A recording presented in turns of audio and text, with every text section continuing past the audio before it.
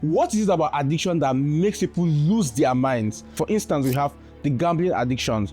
Do you know that the gambling companies makes over 2 billion naira daily from Nigerians? It's estimated that about 60 million Nigerians currently are involved in gambling, from online gambling to Baba Ijebu, you name it. You see young students using their school fees to go and play bets for the odds of making the next 1 million, 50 million naira. Now, a father loves his child, a father feels responsible for his child, but you see this addiction taking place in the sense that he's sacrificing his child's future for the next high that gambling provides. Should we move to masturbation addiction?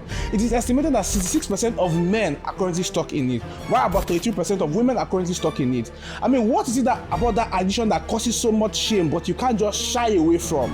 You can't just ignore. Now let's move to drug addiction. Now it is estimated that about 14% of Nigerians are stuck in drug addiction.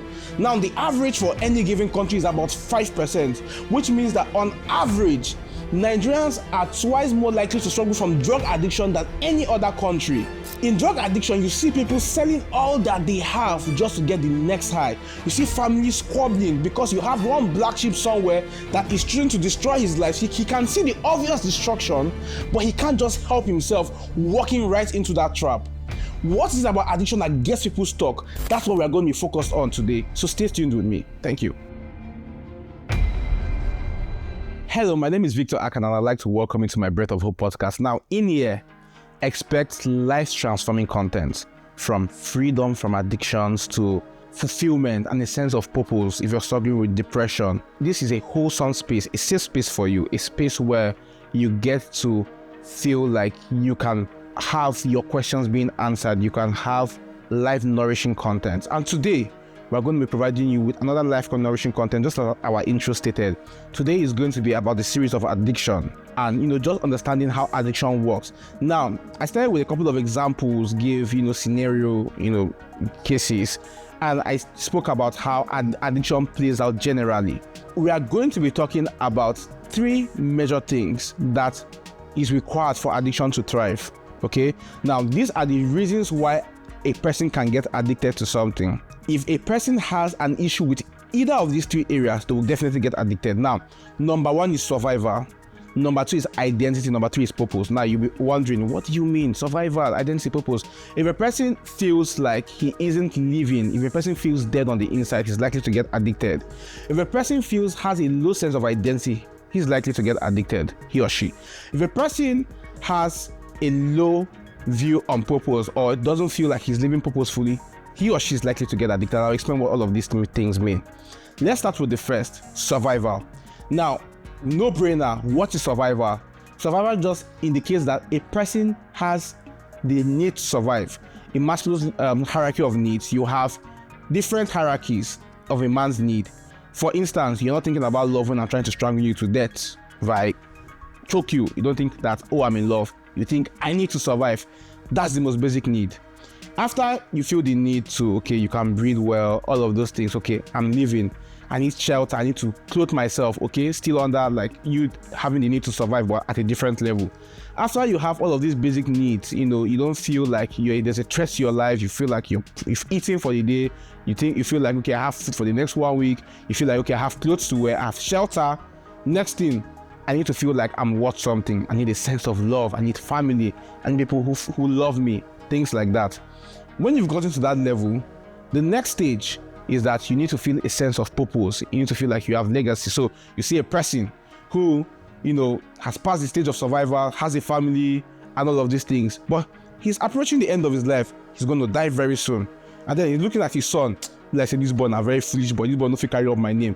He feels dissatisfied. Why? Because the people who he's supposed to leave behind, who is supposed to carry up his work on earth, who is supposed to give him a sense of legacy, a sense of I've done something good on earth, are not doing great. So he doesn't feel like he has lived purposefully enough. Why? Because his children are wayward.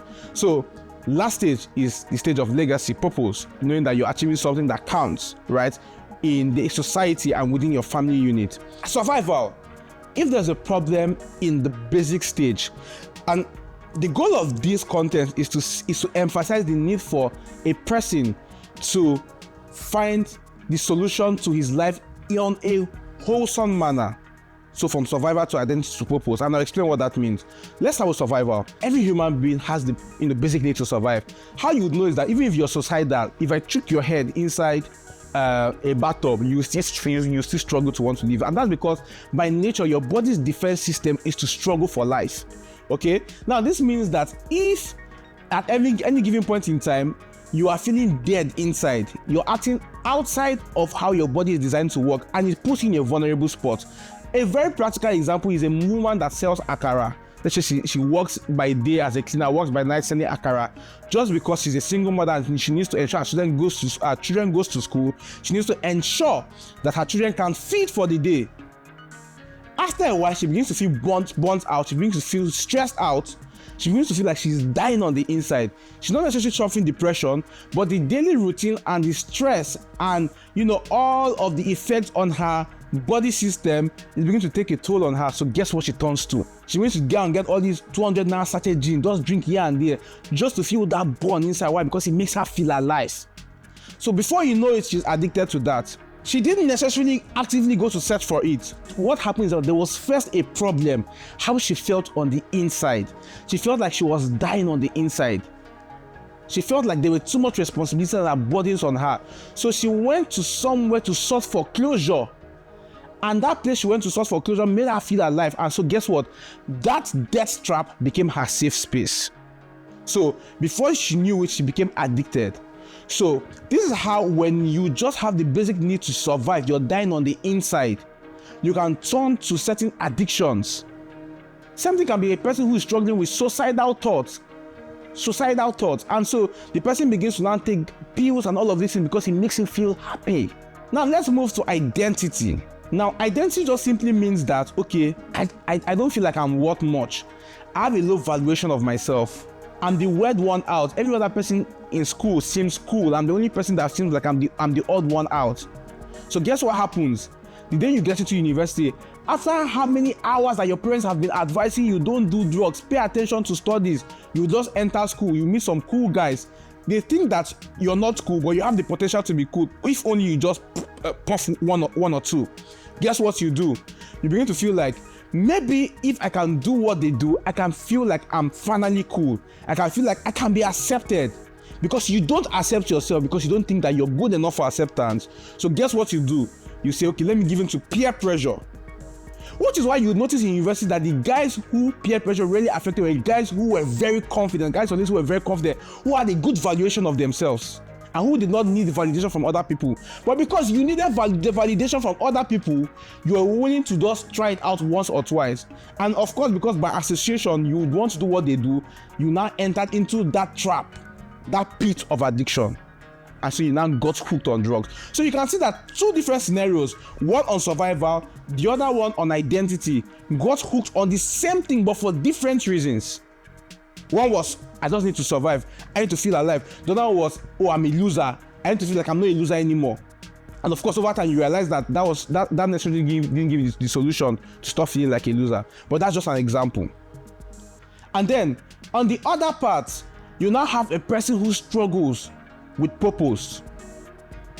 So for instance now, let's say that you just finished secondary school, and let's say you had to spend a couple of months at home. You're not really doing anything. So guess what? You have a phone beside you, you're bored. You're not really doing anything, trying to achieve purpose. You're just idle. An idle man, by the way, is devil's workshop. And so you get your phone, you search one porn site. I mean, it's exciting at first, but very soon, you now get into that cycle, that trap. You're now stuck into pornography and masturbation. But it didn't start out you saying, oh, I want to be stuck into pornography and addiction. It didn't start out that way. How did it start? You were bored. You just needed to feel like you were doing something, a need to work, a need for purpose. So you got into that cycle. Another example for purpose, very more relatable example, is you're doing a 9 to 5. And a 9 to 5 is just, your 9 to 5 is very boring. You don't feel alive. It just feels there. You don't feel like you're achieving anything with your life. So guess what? By some reason, you found a way to just play bets, and you gave the match over 1.5. And in the 80th minute or 85th minute, it was 1-0, and your heart was doing gidiba. And then in the 90th minute, They scored, it was 1-1, and you felt so alive. You can't remember the last time you felt that alive. Because your job does not bring you that satisfaction, that life's purpose. It does not give you that fulfillment that you're looking for. But the gambling gave you so much thrill and pumped so much hormones that you felt so satisfied winning that money. And you say, maybe I can turn this, maybe this can be a side hustle. It didn't start with you trying to chase gambling addiction or the addiction to betting. It started with you just feeling very numb to life, and you found something that thrilled you up and you got hooked into it. And so for a man to not get into the cycle of addiction, he must have solved these 3 problems. His need to feel alive, especially on an emotional and psychological level. You must feel alive on the inside. You must have a good valuation of yourself, and you must always be found towards the direction of purpose. Any deviation from this or lack of any of these 3 would make you vulnerable and lead you to, be likely to accept all of these temptations that lead into addictions. Now, of course, a different case if you've already solved these 3, but at a point in time, when you had survival, issues, or maybe identity crises and all of those things, you got addicted. And so now you have a good valuation of yourself, but you're still addicted. That's a different issue that requires a whole different process. But if you're addicted to anything, you must first solve those defenses that led for those addictions to even creep in the first place. And so today, I'm not here to give you all of the advices and all of those things on how to solve addictions. I'm not here to do all of those things. Today, my mission today is simple: understanding the dynamics and the cycle of addiction. Now, the next couple of weeks, however, we'll be focusing on some kinds of addictions like gambling, drugs. We'll be talking about prominent people that have been amazing stuff in the addiction, industry, that is an addiction context. And then I'll now be giving you, the best kind of addiction. Yes, there's a best kind of addiction to go after my series as a concluding way. So why not just stay with me for the next couple of weeks? Listen, I give helpful contents that are capable of transforming not just you, but to the lives of your family members. I have people who have reached out to me talking about how their brothers, their sisters are struggling with drug addictions, and sometimes I've had conversations with these people, that led to different outcomes. But the point is this: my content doesn't just bless you, it blesses your family members, it blesses your friends, it blesses your audience too. So please do well to share, like, subscribe, and even comment if need be. But subscribe, because you might never see this content again, and if you want to, then you might just need to subscribe to my content. Thank you so much for your time. See you next week. Bye.